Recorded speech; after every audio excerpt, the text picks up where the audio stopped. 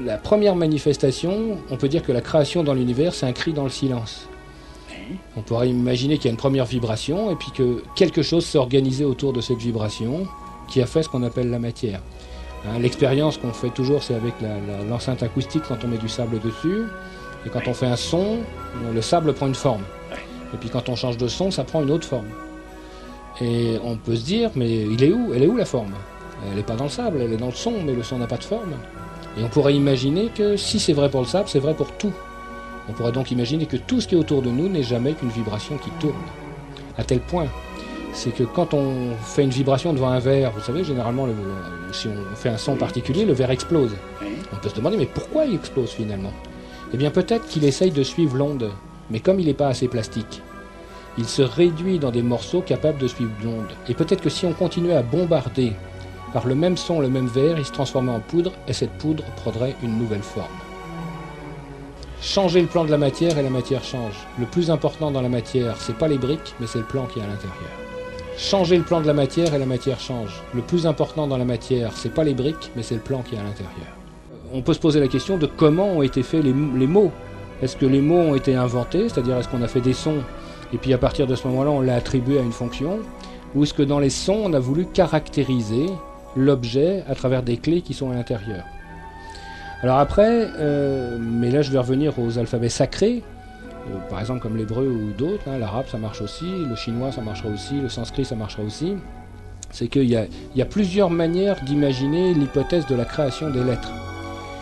La première, c'est on a défini des formes. C'est-à-dire qu'on avait des animaux autour de nous, une tête de vache, je sais pas, un chameau, un hameçon.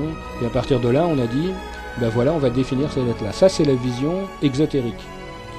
Et la vision ésotérique, on va dire que en combien de sons primordiaux, je vais pouvoir découper une vibration fondamentale pour pouvoir faire toutes les vibrations que je suis capable d'entendre. Et l'expérience fait, c'est qu'on peut avoir 22 vibrations différentes. Et ces 22 vibrations différentes, on pourrait parfaitement imaginer que si je prends un 22e de ce son-là, et que je le prononce sur quelque chose capable de prendre une forme, c'est-à-dire par exemple du sable, ou par exemple quelque chose de la boue, de pulvérulent, il faut que ça soit vraiment très plastique, et bien à cette vibration, il va apparaître la forme de la lettre. Donc on peut imaginer à ce moment-là que les lettres ne sont pas des formes subjectives, mais qu'elles représentent bien une vibration fondamentale. Donc on peut imaginer à ce moment-là que les lettres ne sont pas des formes subjectives, mais qu'elles représentent bien une vibration fondamentale.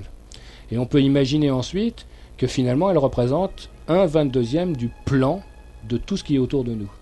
Donc ensuite on pourrait imaginer qu'en combinant ces lettres, on fabrique des mots qui ne sont pas cette fois des mots sans sens, mais qui sont des mots avec un sens plus profond, qui est la vibration de la création de la chose.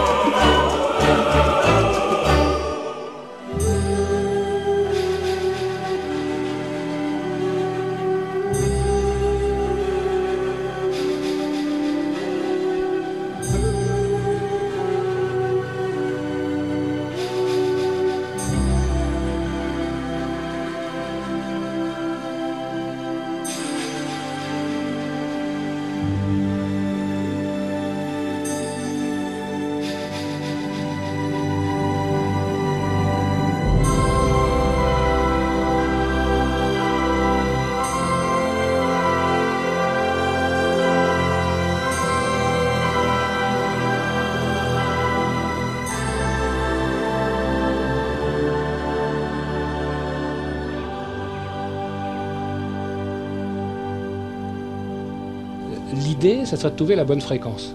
C'est-à-dire quel est le bon mouvement qui nous met en équilibre.